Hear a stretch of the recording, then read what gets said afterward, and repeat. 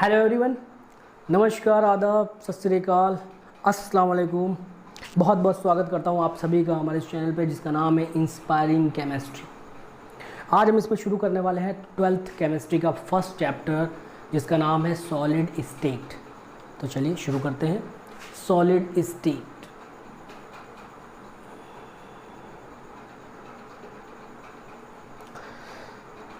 ये चैप्टर बहुत ही ज़्यादा इंटरेस्टिंग है। रीज़न क्या है कि ये चैप्टर जो है ये इमेजिनेशन बेस्ड है। अगर इमेजिनेशन बहुत अच्छा है ना आपका, बल्कि इमेजिनेशन यूँ कहें तो सभी का ही अच्छा होता है भाई, बहुत अच्छा होता है इमेजिनेशन, इसके चक्कर में ना रहो, है ना। इमेजिनेशन लेकिन जितना अच्छा होगा ना उतनी आसानी से कोई भी इस चैप्टर को समझ सकता है। कोई भी, ऐसा नहीं है कि साइंस बैकग्राउंड हो तभी इस चैप्टर को समझ सकते हैं, नहीं नहीं नहीं नहीं। अरे कोई भी बंदा इस चैप्टर को, कोई भी स्टूडेंट, कोई भी पर्सन इस चैप्टर को बहुत आसानी से समझ सकता है अगर इमेजिनेशन उसका अच्छा है। इसका मतलब क्या है? इसका मतलब ये है कि पेन कॉपी की कोई ज़रूरत नहीं है, पेन कॉपी की कोई ज़रूरत नहीं है, बहुत आसानी से आप इसे समझ सकते हैं। तो ये चैप्टर चलिए शुरू करते हैं, ठीक है। तो आपको पता है कि मैटर की जो फेज़ हैं, हम सभी जानते हैं कि चाइल्डहुड क्लासेस में हम लोगों ने पढ़ा हुआ है जो मैटर की फेज़ है, सॉलिड, लिक्विड, गैस। तो सॉलिड को छोड़ के गैस और लिक्विड हमने पहले ही पढ़ा हुआ है, पहले ही डिटेल में पढ़ा हुआ है ना, फाउंडेशन क्लासेस में, ठीक है। बल्कि यूँ कहें कि अगर 11th में आपने जब केमिस्ट्री में पढ़ा था तो चैप्टर था स्टेट्स ऑफ मैटर, है ना, चैप्टर है स्टेट्स ऑफ मैटर। तो स्टेट्स ऑफ मैटर में हमने गैसेस स्टेट के बारे में बहुत डिटेल में पढ़ लिया और उस चैप्टर के बिल्कुल लास्ट में थोड़ा सा लिक्विड स्टेट भी दिया हुआ था। अभी तक हमने सॉलिड स्टेट नहीं पढ़ा हुआ है, तो सॉलिड स्टेट हम पढ़ने वाले हैं अब। और सॉलिड स्टेट पूरा का पूरा एक बहुत बड़ा चैप्टर बन जाता है और ये फर्स्ट चैप्टर है क्लास 12th की केमिस्ट्री का। तो अब हम इसे पढ़ने वाले हैं, बहुत ही इंटरेस्टिंग चैप्टर है। अभी आप पढ़ेंगे मज़ा आ जाएगा, ठीक है। शुरू करते हैं भाई। सबसे पहले तो ये कि सॉलिड क्या है, डेफिनेशन बेसिक दे देते हैं ना, बेसिक डेफिनेशन दे देते हैं भाई। सॉलिड क्या है ये? तो सॉलिड क्या है भाई? मैटर का एक फॉर्म है जिसमें रिजिडिटी होती है, डेफिनेट शेप होता है, वॉल्यूम होता है। तो हम लिख सकते हैं basic definition, it is a form of matter which has rigidity, definite shape and volume ये तो बेसिक डेफिनेशन होगा जो सबको पता है, पहले से ही हम लोगों ने पढ़ा हुआ है बेसिक डेफिनेशन। इसके आगे बढ़ते हैं। एक्चुअली में क्या होता है कि सॉलिड को, चूंकि अभी हमें डिटेल में पढ़ना है, सॉलिड को हमें डिटेल में पढ़ना है, तो सॉलिड बहुत सारी चीज़ें हैं जो सॉलिड जैसी दिखती है कि भाई ये भी सॉलिड है वो भी सॉलिड है। हर एक चीज़ रियल में सॉलिड नहीं है, ठीक है। तो हमें सबसे पहले यही पढ़ना है कि सॉलिड रियल में कौन कौन से हैं और कौन कौन से नहीं हैं। तो सबसे पहले आता है major classification, major types of solid, है ना, कि कौन कौन से रियल सॉलिड है, कौन कौन से रियल सॉलिड नहीं है। तो सबसे पहला क्लासिफिकेशन हम लोग शुरू करने जा रहे हैं। क्या पहला क्लासिफिकेशन हमारा होगा बेटा? Types of solid.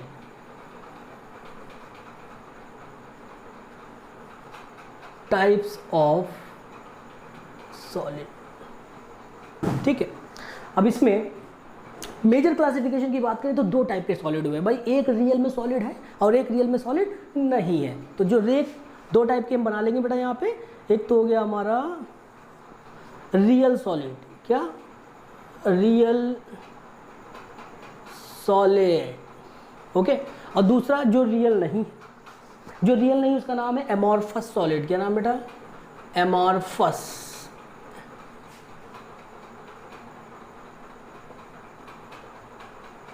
चूंकि ये रियल नहीं है तो इसी को हम लोग स्यूडो सॉलिड भी बोलते हैं। क्या बोलते हैं बेटा? स्यूडो सॉलिड, ये भी इसका नाम है। तो आप इस तरीके से यहाँ पे कर दीजिए। और इसका भी नाम है, बुकिश लैंग्वेज में हम लोग रियल सॉलिड को बोलते हैं बेटा क्रिस्टलाइन सॉलिड। क्या बोलते हैं? Crystalline solid. तो ये दो नाम हो गए भाई, ये रियल सॉलिड भी बोल सकते हैं, इसको एमॉर्फस बोलते हैं। रियल का दूसरा नाम क्या है? क्रिस्टलाइन। बुकिश लैंग्वेज में आप इसे क्रिस्टलाइन भी बोल सकते हैं, ठीक है। चलिए तो हम बात करते हैं इसके आगे की, क्रिस्टलाइन सॉलिड। देखिए अगर आपको दोनों का डिफरेंस अच्छे से जानना है कि कौन कौन से रियल सॉलिड है और कौन कौन से रियल सॉलिड नहीं है, तो उसके लिए एग्जाम्पल माइंड में रख लीजिए। एग्जाम्पल दोनों के एग्जाम्पल अगर आपको अच्छे से पता होगा ना, कोई भी मतलब ऐसा जो इजीली आपको पता चल जाएगा कि ये सॉलिड है कि नहीं है, जो रियल में सॉलिड है या रियल में सॉलिड नहीं है। तो अगर आपको एग्जाम्पल एक दो भी पता है ना, तो आप इनके सभी डिफरेंसेस बहुत ही ईजिली कर सकते हैं। फॉर एग्जाम्पल मैं करके दिखाता हूँ, है ना। क्रिस्टलाइन की बात करें तो इसमें रियल सॉलिड, रियल मतलब जैसे कि आपका टेबल सॉल्ट। एग्जाम्पल हम थोड़ा सा लिख देते हैं, ये देखो एग्जाम्पल। ऐसा क्यों लिख रहे हैं हम, वैसे एग्जाम्पल को सबसे लास्ट में करते हैं, लेकिन यहाँ पे एग्जाम्पल हम इसलिए किए दे रहे हैं ताकि आप डिफरेंसेस अपने आप से लिख सकें, है ना।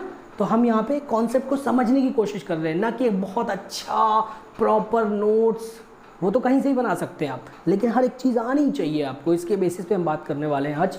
तो एग्जांपल की बात करें, रियल सॉलिड जो आपका टेबल सॉल्ट होता है, जैसे ये बेटा NaCl, KCl, KBr मतलब पोटेशियम ब्रोमाइड, बहुत सारे होते हैं, ETC हमने लिख दिया। इसी तरीके से ये एमॉर्फस मतलब स्यूडो सॉलिड भी नाम है, जो रियल में सॉलिड नहीं है।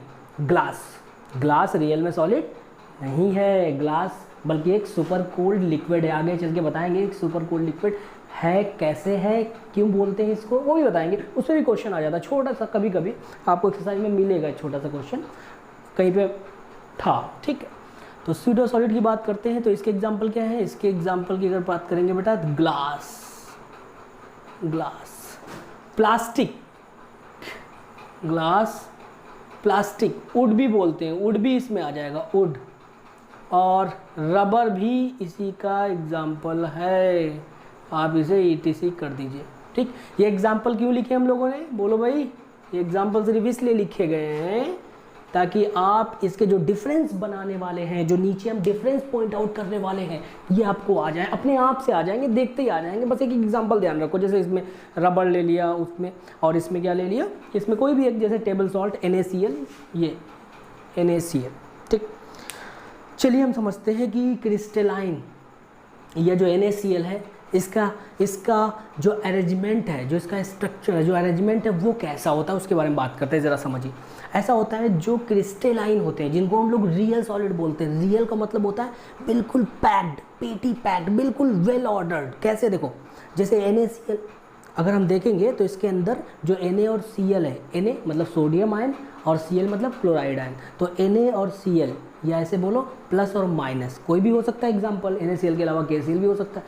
तो ये जो अरेंजमेंट होता है Na और Cl का, ये कैसा होता है, ये बिल्कुल ऑर्डर से होता है। NaCl, NaCl, NaCl, NaCl, NaCl, समझ में आ रहा है कि नहीं, मतलब वेल ऑर्डर्ड अरेंजमेंट। जितनी दूर तक देखोगे, जितनी दूर तक देखोगे आपको वेल ऑर्डर्ड अरेंजमेंट मिलेगा। तो इसको हम लोग ये भी बोलते हैं लॉन्ग ऑर्डर्ड अरेंजमेंट। तो लॉन्ग ऑर्डर्ड अरेंजमेंट या वेल ऑर्डर्ड अरेंजमेंट, या एक और नाम है डेफिनिट ऑर्डर अरेंजमेंट या रेगुलर अरेंजमेंट, कई सारे नाम ले सकते हैं। मतलब ऐसा समझ गए ना कि किस तरीके से ये लॉन्ग ऑर्डर हम बात कर रहे हैं। मतलब ये जो ऑर्डर फॉलो हो रहा है कैटायन और एनायन का, ये बिल्कुल मस्त होता है, एकदम बिल्कुल इस तरीके से वेल ऑर्डर्ड। तो ये जो Na और Cl है या कोई भी कैटायन और एनायन है, वो वेल ऑर्डर्ड होता है, इसलिए हम लोग इसको बोलते हैं कि इसके अंदर वेल ऑर्डर्ड अरेंजमेंट होता है या लॉन्ग ऑर्डर अरेंजमेंट होता है। Long order arrangement of constituent particle, मतलब जिससे मिलके बना है उसको बोलते हैं कॉन्स्टिट्यूएंट पार्टिकल। तो Na और Cl को मिलके बना है तो बोलते हैं कॉन्स्टिट्यूएंट पार्टिकल, जो कि NaCl है। जिससे ही मिलके बना होगा उसको बोलेंगे उसके कॉन्स्टिट्यूएंट पार्टिकल्स। तो यहाँ पे हम डेफिनेशन क्या लिख सकते हैं, या फर्स्ट पॉइंट क्या लिख सकते हैं बेटा, फर्स्ट पॉइंट ये लिखेंगे, it has long ordered arrangement of constituent particles। Hello, ठीक। अच्छा, ये जो लॉन्ग ऑर्डर्ड अरेंजमेंट है, लॉन्ग ऑर्डर्ड अरेंजमेंट, इसी को दूसरा नाम हम ये भी बोल सकते हैं, साथ में हम लिख दिया बेटा कि इसी को हम लोग बोल सकते हैं वेल ऑर्डर्ड अरेंजमेंट। क्या बोल सकते हैं, वेल ऑर्डर्ड अरेंजमेंट भी बोल सकते हैं। एक और नाम वेल डेफिनिट या डेफिनिट, वेल डेफिनिट भी बोल सकते हैं, वेल डेफिनिट ऑर्डर भी बोल सकते हैं बेटा, ठीक है। रेगुलर अरेंजमेंट भी इसका एक नाम बोल सकते हैं बेटा, कोई भी ऑप्शन आपको दे सकता है ना, regular arrangement, regular arrangement, okay. तो इन सब में से कोई भी ले लो, सब आ चुके हैं, कोई बहुत ही सिंपल चीज़ है, समझ में आ गया आपको। अच्छा चल इस पे चलते हैं बेटा, अब इसमें क्या है, चलिए इस पे चलते हैं। इसमें देखिए लॉन्ग ऑर्डर अरेंजमेंट है, लॉन्ग ऑर्डर, तो इसमें क्या होगा भाई, इसमें लॉन्ग ऑर्डर नहीं होगा, तो इसका फर्स्ट पॉइंट हो जाएगा short ordered arrangement, short ordered arrangement, short ordered arrangement of constituent particle, constituent particles, okay.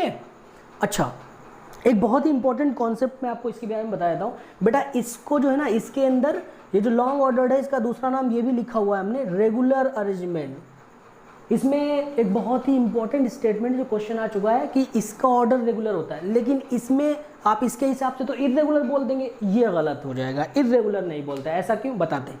देखो ये जो केस है जिसे हम लोग बोलते हैं एमॉर्फस, रबर है, प्लास्टिक है, वुड है, इसमें क्या होता है पता है, देखो इसमें तो आपको पता है क्या होता है, इसमें ये होता है कि जो ये ऑर्डर है ये बहुत दूर तक चलता चला जाएगा, इसी को बोलते हैं लॉन्ग ऑर्डर। इसमें क्या होता है कि थोड़ी दूर तक ये ऑर्डर चलता है, बिल्कुल बेकार नहीं होते ये, ना ना ना ना ना, थोड़ी दूर तक अरेंजमेंट चलता है, थोड़ा अरेंजमेंट होता है, तो इसका मतलब ये है कि थोड़ी दूर तक अरेंजमेंट चलेगा, फिर उसके बाद डिस्टर्ब हो जाएगा, है ना। जैसे यहाँ पे क्या था, cation ion, cation ion, cation, यहाँ पे जो भी कॉन्स्टिट्यूएंट पार्टिकल होंगे वो थोड़ी दूर तक अरेंजमेंट चलेगा, इसलिए हम लोग इसमें रेगुलर बोलते हैं, लेकिन इसमें हम लोग इर्रेगुलर नहीं बोल सकते, क्योंकि बिल्कुल बेकार नहीं होता, थोड़ी दूर तक अरेंजमेंट होता है, इसीलिए बोलते हैं शॉर्ट ऑर्डर अरेंजमेंट।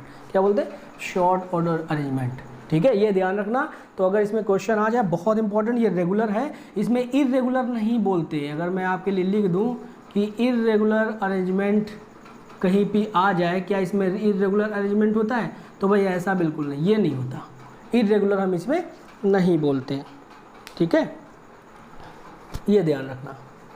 चलिए अच्छा हम बात करते हैं अब, ओके। नेक्स्ट पॉइंट क्या होगा भाई, फर्स्ट पॉइंट तो समझ में आ गया ना, बहुत अच्छे से क्लियर है, कोई प्रॉब्लम हो तो आप कमेंट में कर सकते हैं ना बेटा, पूछ सकते हैं।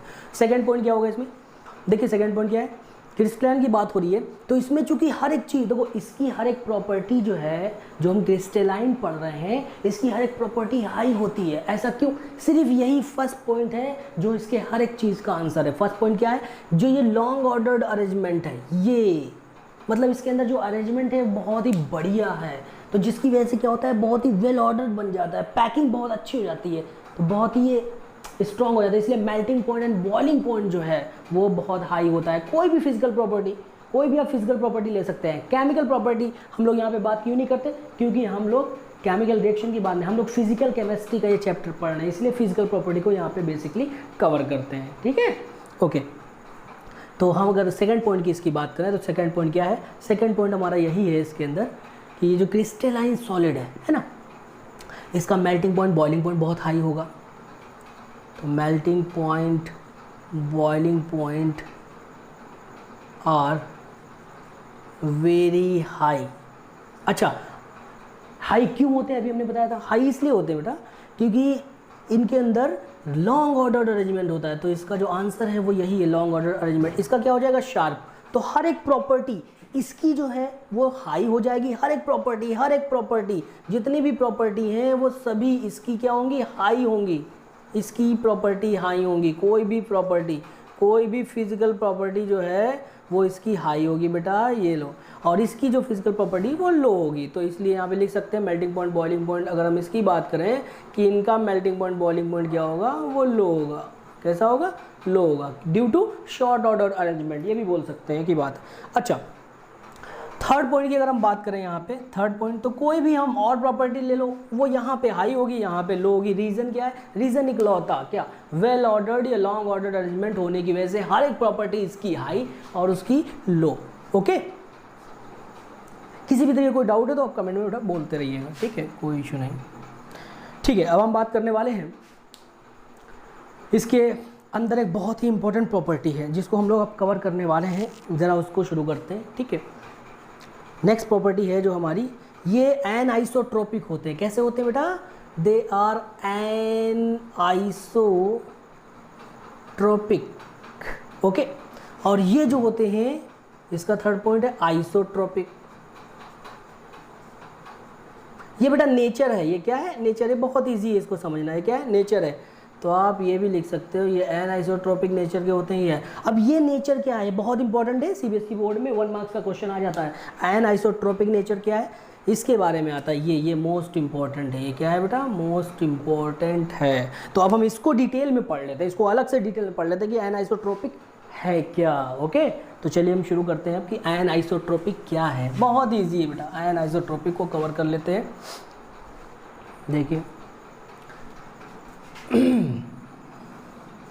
भाई, ये जो है हमारा क्रिस्टलाइन है,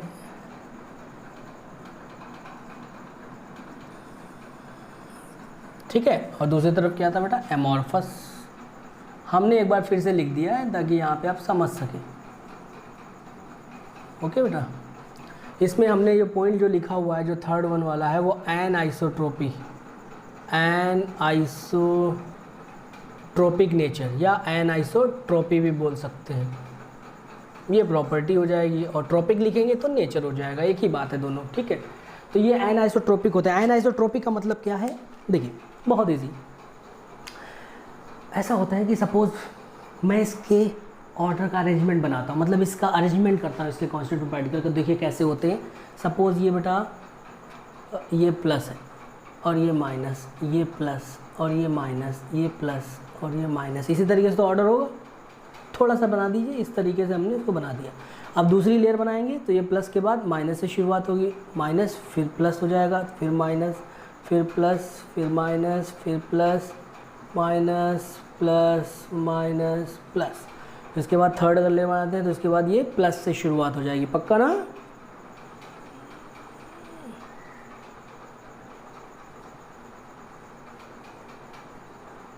अब देखिए इसकी खास बात क्या है। बात ये है कि इस तरीके का स्ट्रक्चर होता है किसका? क्रिस्टलाइन सॉलिड का। अब इसमें क्या होता है? इसमें ऐसा होता है कि देखिए, अगर मैं इधर, देखो ध्यान से सुनना ज़रा, अगर मैं इस डायरेक्शन में मूव करूं, इस डायरेक्शन में थोड़ा सा का मतलब पहले मैं यहाँ पे था, इससे थोड़ा आगे बढ़ा तो ये हो गया माइनस, मतलब पहले Na था, थोड़ा सा आगे बढ़ा तो एकदम से हमें क्या मिल गया? Cl मिल गया। क्या मिल गया? Cl मिल गया। मतलब अगर मैं थोड़ा सा मूव करूँ इस डायरेक्शन में तो हमें Cl मिल जा रहा है। फिर आगे बढ़ेंगे तो दूसरा आइटम हो जाएगा, उतना आगे बढ़ने की ज़रूरत नहीं है, यहीं से आंसर आ जाएगा। अगर मैं इस डायरेक्शन में थोड़ा सा मूव करूं तो मतलब एक जैसा आइटम नहीं आ रहा है, बदल जा रहा है थोड़ा सा, ठीक है। तो जैसे आइटम बदलता है तो क्या होता है? प्रॉपर्टी भी बदल जाएगी, क्योंकि आपको पता है सोडियम की प्रॉपर्टी अलग होगी और Cl की प्रॉपर्टी अलग होगी। कोई भी फिजिकल प्रॉपर्टी बात कर सकते हैं। तो जैसे ही थोड़ा सा आगे हम बढ़ते हैं तो एकदम से प्रॉपर्टी बदल जाती है। इस तरह से मूव कर रहे हैं तो थोड़ी सी प्रॉपर्टी बदली है ना।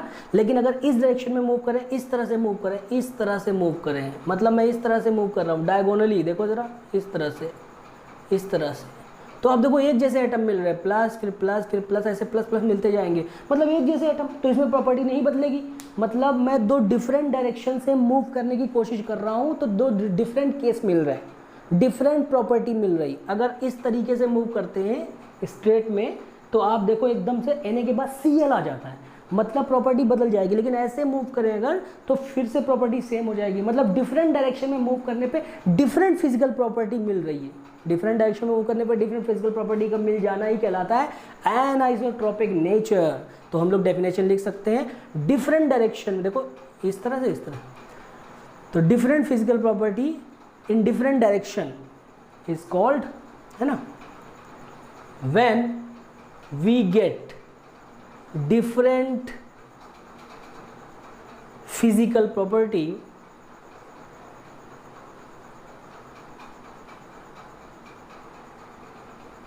properties in different direction,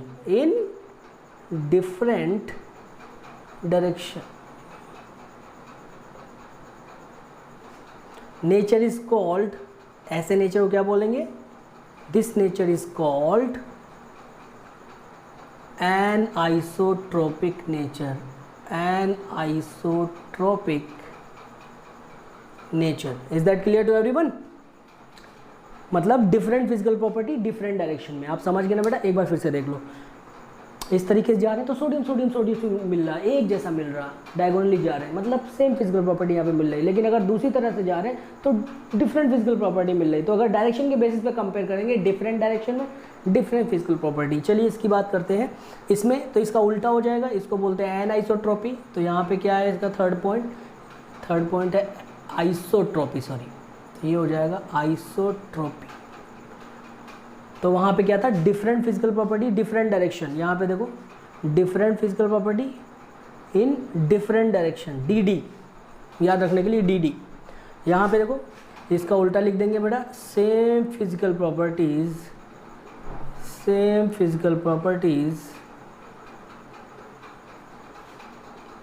in different direction.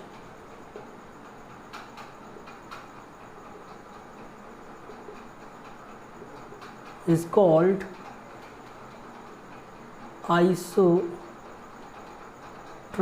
Nature. और जो कि नेचर किसका होता है, ये नेचर होता है हमारा एमॉर्फस सॉलिड। एमॉर्फस सॉलिड कौन कौन से हैं, ग्लास, प्लास्टिक, वुड, याद आया भाई, है ना बेटा, कोई दिक्कत नहीं है, बहुत इजी है, बहुत ही इजी। ये तो असली चीज़ क्या है बेटा, इसका जो मेन कॉन्सेप्ट जो की है ना, वो सिर्फ ये पहला लॉन्ग ऑर्डर अरेंजमेंट और इसमें शॉर्ट ऑर्डर। हर एक प्रॉपर्टी इसकी जो हाई है वो इसी पॉइंट की वजह से है, और इसकी जो लो है वो भी इसी पॉइंट की वजह से है। ठीक है, थैंक यू सो मच। इसके आगे का कवर करेंगे हम लोग अगले लेक्चर में। This is lecture 1।